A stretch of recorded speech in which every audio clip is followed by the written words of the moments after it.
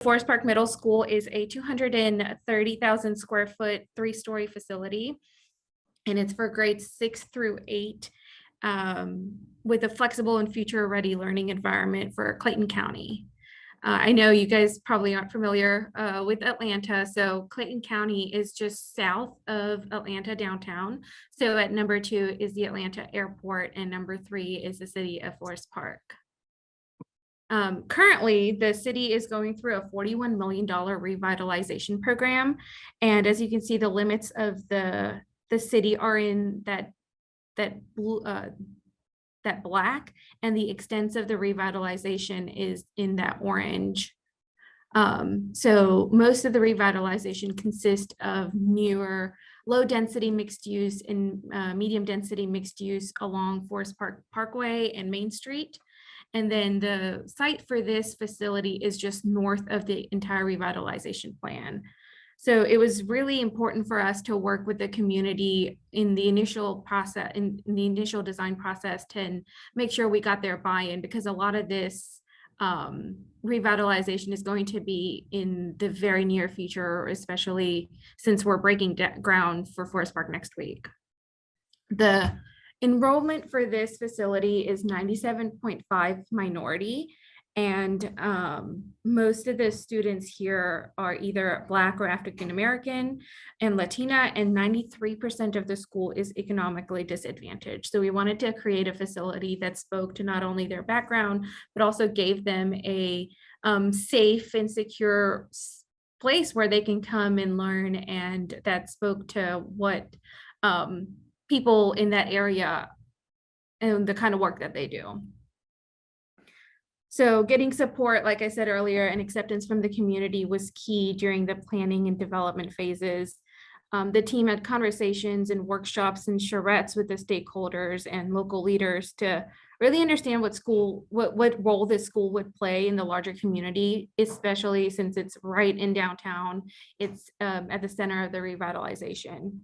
So some of the things we heard from the school and the community was that they wanted to build a stronger relationship with each other. They wanted after-school programs and business alliances with the local and small businesses in the area. And they wanted a communities and school program, which I'll go into depth a little bit later. But they were really interested in what kind of program the communities and school could be and how it could better build that relationship between the community and the students in the school. And then they wanted service-based learning.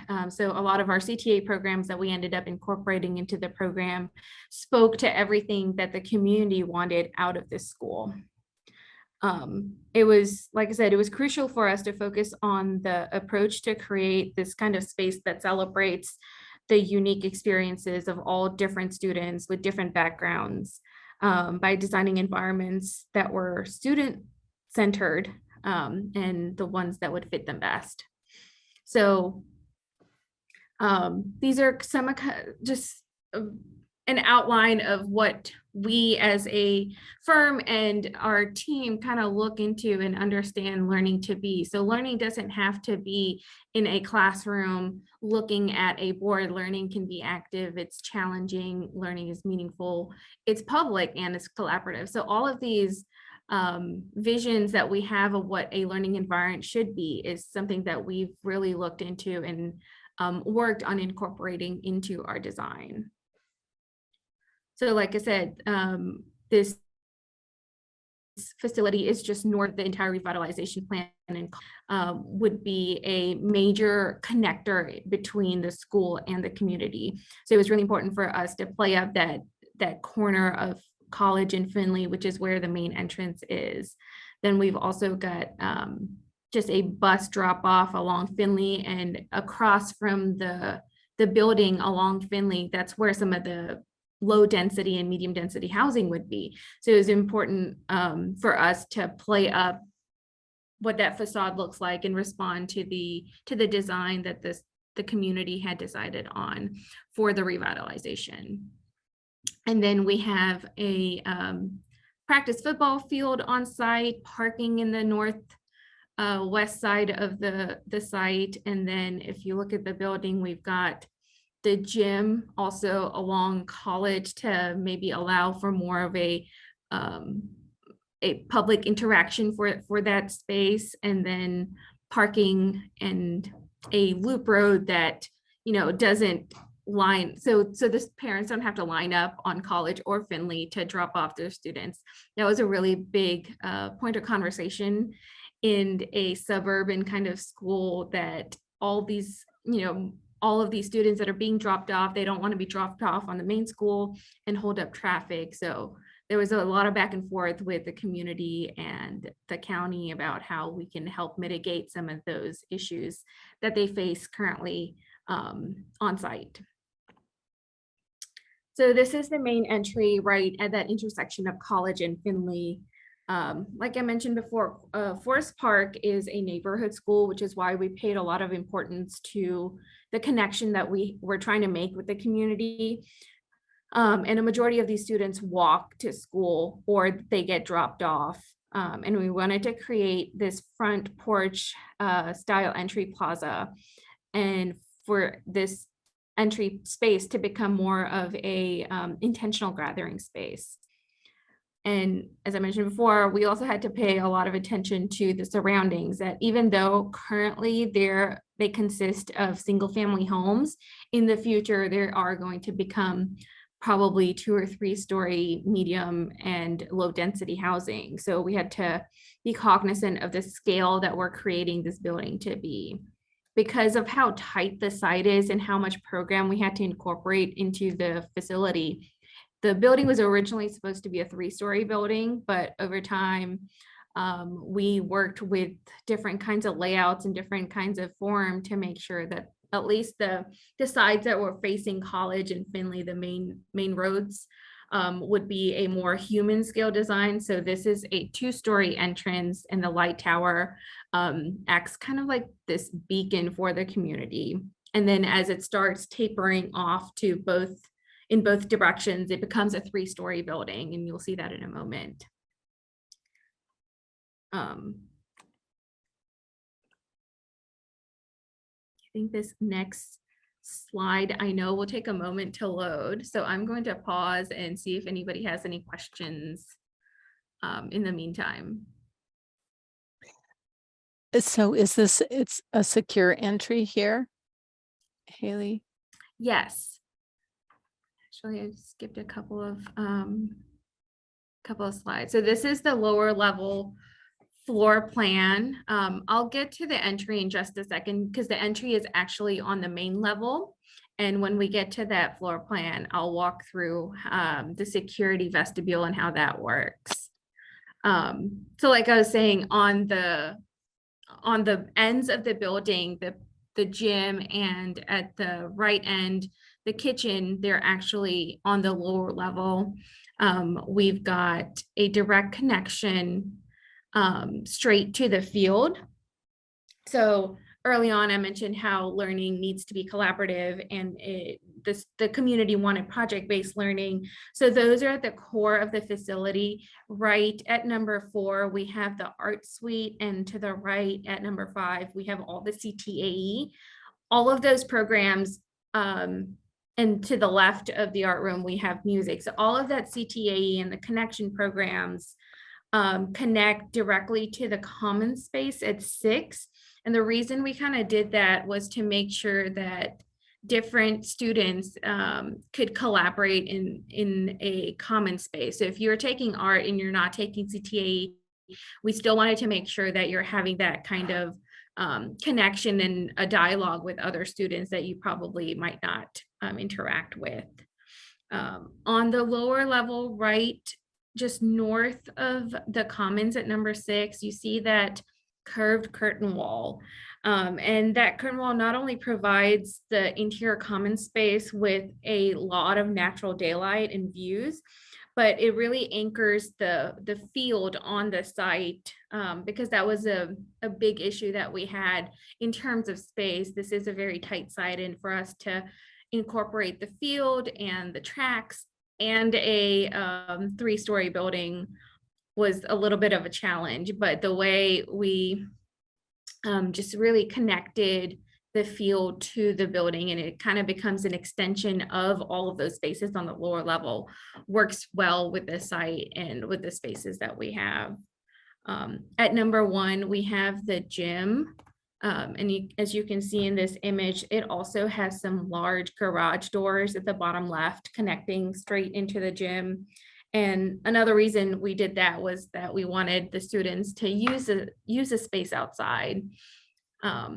Beyond at that curved curtain wall, we have a lot of doors incorporated into the system, so they can again utilize the field during the day. Maybe it's during lunch, that they're not limited to being inside the building. And then this is the main level. So number 1 is that entry plaza that you saw in the rendering, and that's the entrance to the building. During school, all these double door, we have a lot of card access, so teachers and students can, if they're walking, they can come into the main entrance. Just to the right of it is our secure or admin space, and then we have a security vestibule. So if you're a parent or a guest coming to the school, you would enter the security vestibule, get checked in, get buzzed out, and then enter to the right side of those second double doors.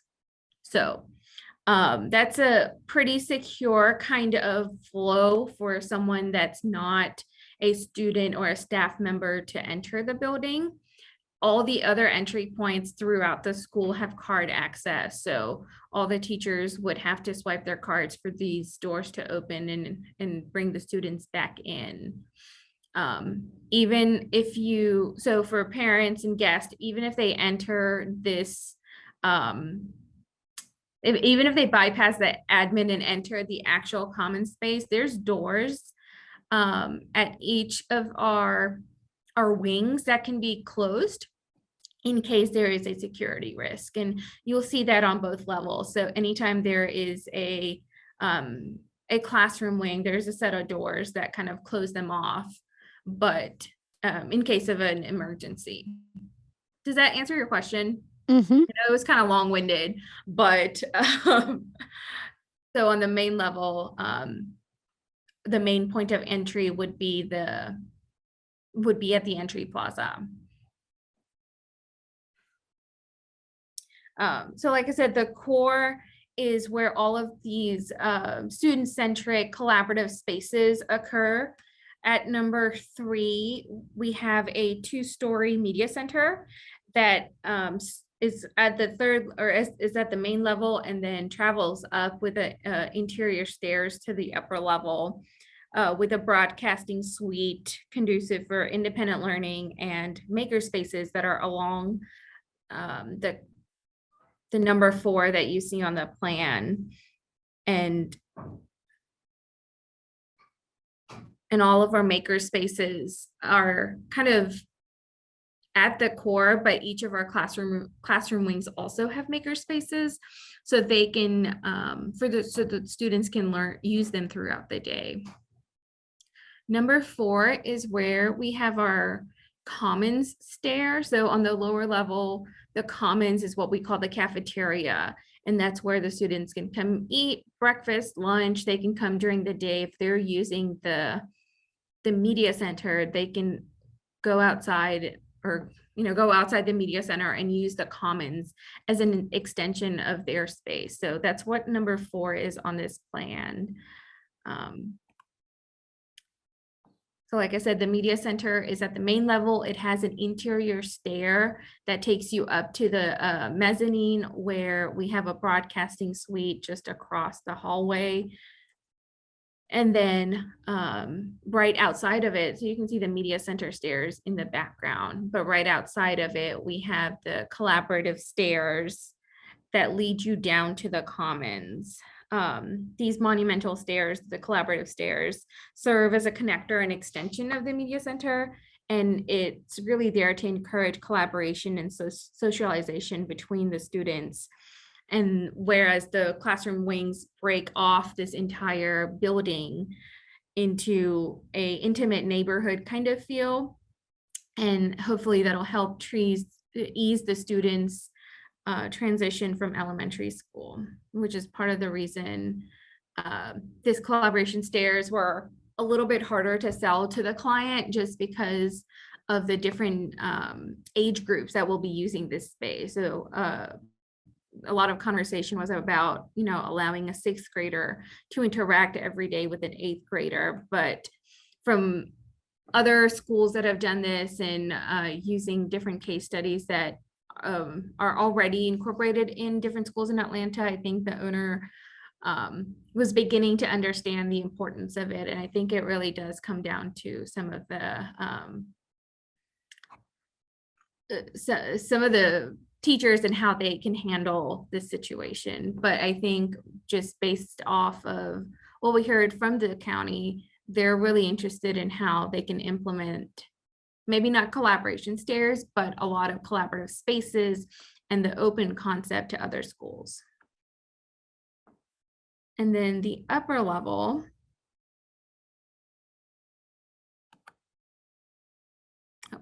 so this is the classroom wing. At number 1 is the entry plaza. So when you enter in, you see this large hallway that leads you to the commons space.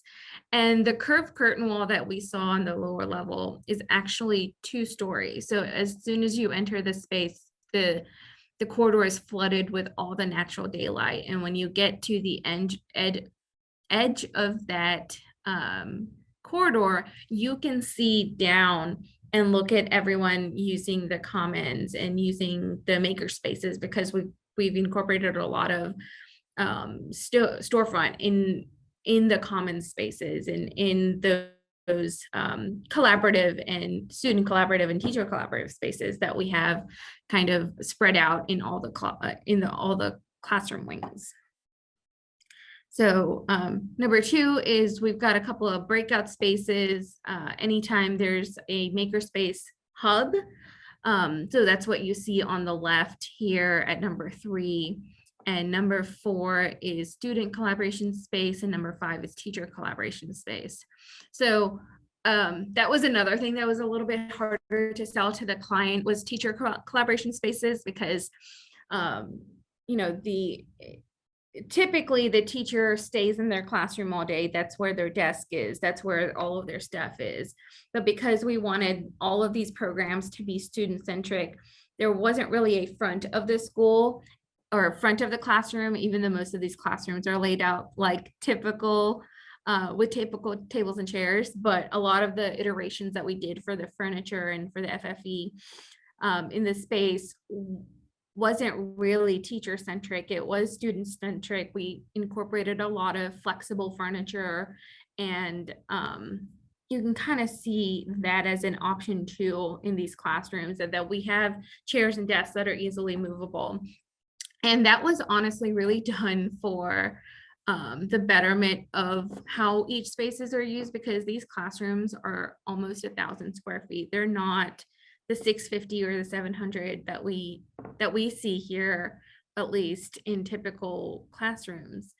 And we wanted to make sure that the furniture that we provide and the layout of the space that we provide could really support the future ready pedagogy that we're seeing right now. We want to make sure that all of these spaces are for the students and they work well with the type of learning that they want to do, which is more hands-on.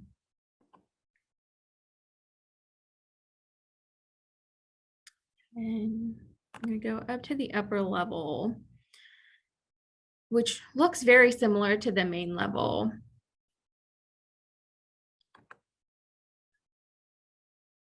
Okay, so this is the upper level. Like I said, the media center is 2 stories. There is a mezzanine for the media center where you can take the interior stairs up. And there's a lot of open type of one-on-one seating up there that the students can use to read or just do some small group projects. Number 2 is where that broadcasting suite is. So they have an entire room with all their equipment, a green screen, so they can, record morning news or daily announcements. And The classroom wing at number 3 looks very similar to what it did on the main level. On the right is the science wing for the school. And obviously those classes are a lot larger, and 3 of those classes are connected directly to the roof terrace that we have in the design. So the roof terrace is specifically designed for the science classroom to serve as their outdoor learning space, and it's intended for students to just be better connected to nature. The terrace includes some of the planters that you see to the right, and they're going to be used to teach students about sustainability, biodiversity, gardening, and close to the source food production. And all of these keywords that I mentioned earlier, like maker spaces and collaborative hubs and commons and spaces like the roof garden, they all lead back to these 4 C's of thoughtful learning: is critical thinking, creative thinking, communication, and collaboration. And these are the design principles that teachers are using to teach, and districts are trying to incorporate into their design philosophy. And I think that's kind of what us as a group here at Cooper Carry are also trying to instill in the designs that we design, and just being very cognizant of what thoughtful learning means and how it can impact the students, because these students spend almost more than 8 hours a day in these schools.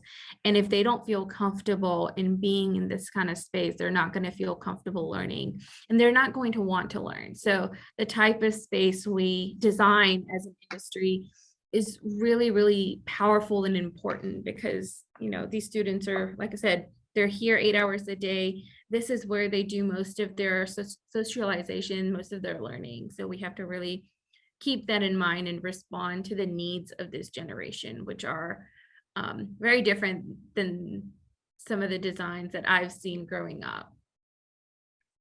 So that's the end of my presentation. Can I answer any questions? Thank you, Haley. That was excellent. Very interesting project. I'm sure there are questions. If not, I have some. If anyone wants to, you can feel free to type it down in the chat and I can read it out loud, or you can go ahead and turn your camera on, or just speak up if you have any questions for Haley. I can go. Haley, you mentioned the size of the school before. What's the size of the property? Oh, that's a great question. I want to say it's about 9. 9 acres? Yeah. Okay. I know it's tight, and that's yeah. why the sort of the creative way. I'm familiar with this project, so I'm a little bit. So I remember the design, and I've seen the images before, but I was wondering, like how tight the constraints were to be able to fit. What was the size of the school that you said before? The school was 300, and we condensed it down to 230 during the DD phase. And then a lot of other kind of issues that we ran into was just trying to provide the appropriate amount of parking on the site for at least the staff and then parents. So we are actually under our requirement for parking for this school on the parking lot that's on the site. We got a variance from the city to allow some of the parking spaces that are along College Street, they're parallel parking spaces, to be counted towards our requirement. So we're definitely probably maybe about at least 20 parking spaces below what's required. And yeah, that parking was one, and then the other one was obviously just the circulation, because I think originally we had a 2-way road that ended up being a 1-way for student drop off, and just to keep a little bit more security in terms of keeping the buses separate than the cars. Got it. Thank you. Yeah, it's a really creative way to use the site. I was just wondering how tight the constraints were. Sounds like it was very tight. It was. Haley, I have some questions for you here from the chat. One that I also have for you, and that's I see a lot of roofs there, and I was wondering if this is kind of a question that I asked now of everything. Was there, I'm sure sustainability came up at some point, especially since you had this master plan going into effect. And did you have a talk about that with your client? And what was their take on that? Was sustainability um, a goal in this design?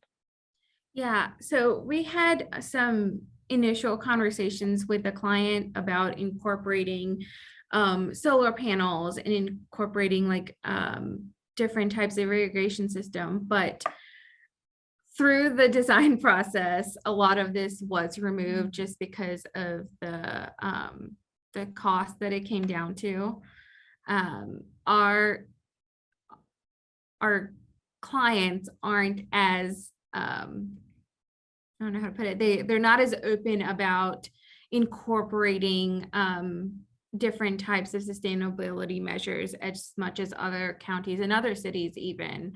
I think the basic measures that we took was just making sure that we're looking at our heat gains when it comes to curtain wall, the types of materials that we use, and making sure that those are maybe a little bit more sustainable and locally sourced than what we would generally, like other industries might, or other architects might use.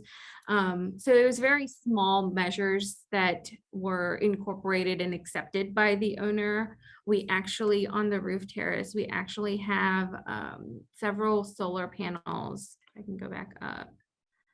We have several solar panels on the opposite side of this roof that hopefully would be enough to power, a couple of all of the lights and everything required for the garden terrace, but unfortunately they have been VE'd by the owner as of this morning. So, Well, thanks for letting us yeah. know about that. Some other questions here. Please tell us more about the maker space, activities and equipment, and other aspects of those spaces. Yeah, so we've got a couple of maker spaces on the lower level that are going to act as extensions of the art room and the CTAE program. The CTA program consists of, I think, family and consumer sciences, computer education, and then construction and architecture. And that was a conversation that came, or those spaces kind of came out of a conversation with the community, because they wanted to incorporate architecture and education, because a lot of people that live in the area work in that kind of industry, but they wanted us to also incorporate the other side of construction, which is the architects and the business aspect of it. So instead of including a engineering classroom, we've included a architecture and business studio. And some of the maker spaces on the lower level are kind of extension of those CTA programs. The other maker spaces on the main level, they include fabrics, and they include like small sewing machines and 3D printers. None of them are going to act as like wood workshops, but they will act as smaller hands-on workshops. So I think the 3D printer is a big one. The sewing machines are a big one. And I think it's mostly going to be more clay and Legos and something for kids to do with their hands so they understand different concepts. So they're not elaborate, they're not going to get super dirty, but they are a space for the kids to apply some of that knowledge that they're working on in the classroom. Thank you for that. And then the last question I have here for you is, Could you give us an idea of what the cost per square foot was? Um, let me do some math really quick.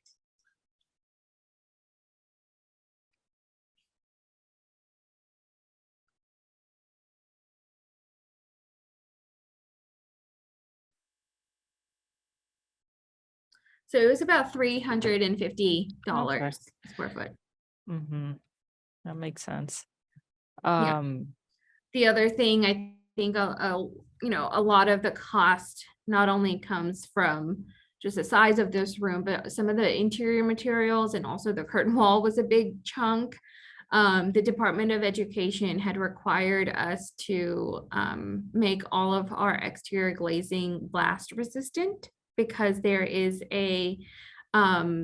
there's train tracks less than 200 feet from our facility.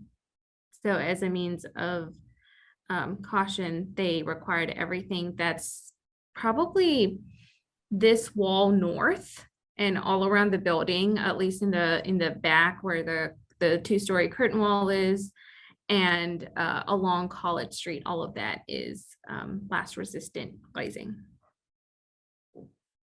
I see. Very interesting. I see a lot of your materials on the inside were very carefully crafted. It's very nice. All that wood and the curving glazing and the monumental stairs, very nice. Or the, what do you call it? The common stairs. Yeah, that was definitely a great design choice done by our interior designer. Like I said, the colors for the school are maroon and yellow. So we don't really want to use those colors throughout the school in case they want to change the colors, or, you know, wanted to make this feel a little bit more mature. So a lot of the wood came from using the forest as our inspiration, using the wood, and we've tried to use different tones of wood to create a homey and warm feeling. And I think our designers done a great job, our interior designers done a great job of incorporating their student colors where appropriate. Great. Are there any other questions for Haley? I thought that's a really delightful project, especially given how it's formed around that athletic field. That's really the first time I've seen a building like that. I'm sure the middle schoolers love that. Yeah, we're hoping that they really use that space every day. We've tried to provide all kinds of doors and accessibility, and even some outdoor seating so they can use it during lunch and use it to have classrooms outside. Mhm. Okay, well, thank you so much, Haley. That's been a really good project to learn about, and a really good presentation. These are really nice renderings. Yeah, thank you for having me again. Yes, of course, and you're invited to join us monthly. Um, and if there's no further comments, I think we can end today's meeting with this. I'm not sure we have anything else to share with you. If anyone else from the committee does want to share anything with us, go ahead and do so. Otherwise, I'd like to thank Haley Shaw and Cooper Carey for being our firm spotlight today and sharing the Forest Middle School with all of us.